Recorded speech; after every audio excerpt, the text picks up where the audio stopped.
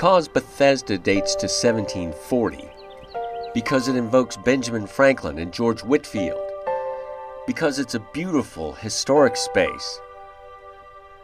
Because of all those things, it's tempting to forget Bethesda's mission to the boys of today and tomorrow. But David Tribble doesn't forget. Well, really, Bethesda has a very, very rich heritage, a tremendous legacy, and we don't want to run away from that. I mean, that legacy really kind of tees up our future, because when you come to Bethesda, you know there's an institution there that has staying power. Now, what's incumbent upon us in the present day is to make sure that the staying power is really relevant to the needs of the boys today. The history from 1740 gives us a reason for being, but our future is really based on meeting the needs of the children today. We're finna open the chickens. You might want to back up. Bethesda Principal Kelly Burke says that the students learn best when they're a little dirty.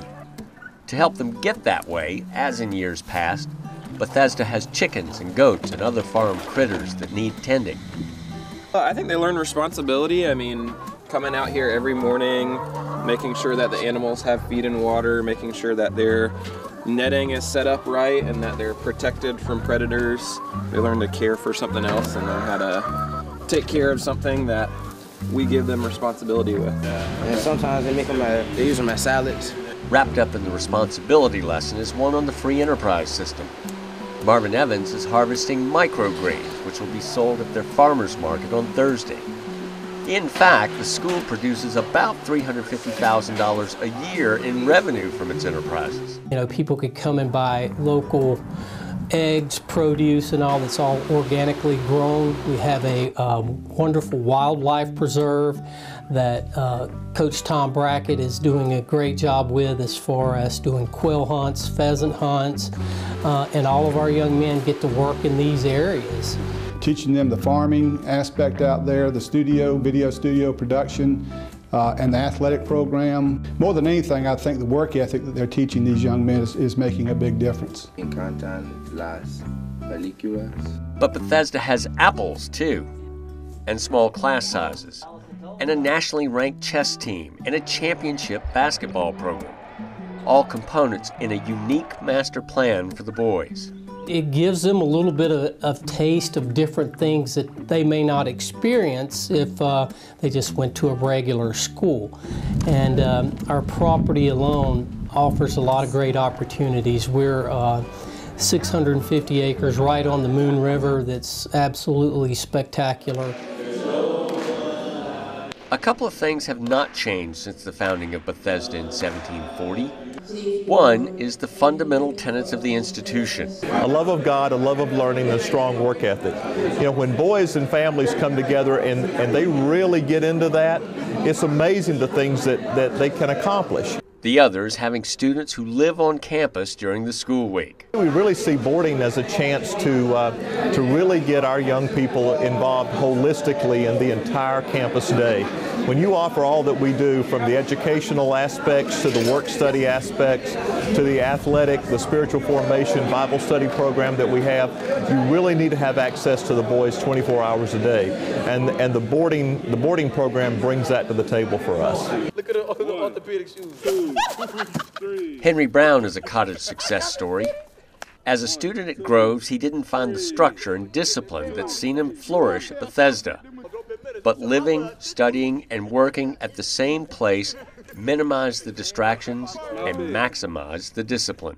In life, you have to be organized. You have to be on time, you have to be ready, you have to be prepared. And those are some of the skills that we help instill on a day-to-day basis. My focus level has grown tremendously, and my grades have improved tremendously. Compare that, as Dr. Tribble does, to the success rate of the public school system. Here in Chatham County, 71% of the African American males in our public schools failed to graduate from high school on time. Over 50% of Caucasian males failed to finish school on time. 95% of Bethesda students graduate high school on time, driven by clear understanding of expectations, best described by student Romello Stokes.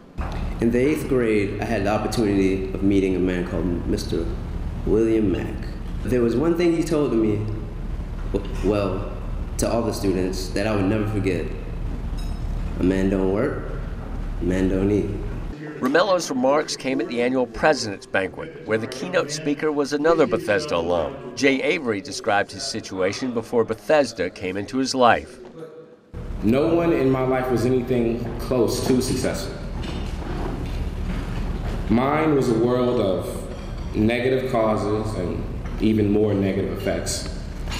Drug dealers and drug addicts, generations of oppression and repression, and the paralyzing fear that things would never be different. But things were different for Jay, who continued on to Emory University, where he earned a BA in philosophy by following the path he began at Bethesda. It has truly been my honor to represent the organization that has been so instrumental in me achieving my own goals.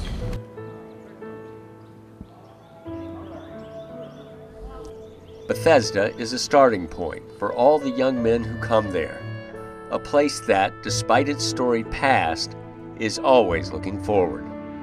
When you come to Bethesda, whatever preceded your enrollment at Bethesda, it gets put behind you. That's no longer important. It's all about connecting with what's going on today and preparing for the future. But that future is shaped for the young men of 2013, just as it was for those of 1740. A love of God, a love of learning, and a strong work ethic are amazingly still guiding all that we do and all that we prepare to do.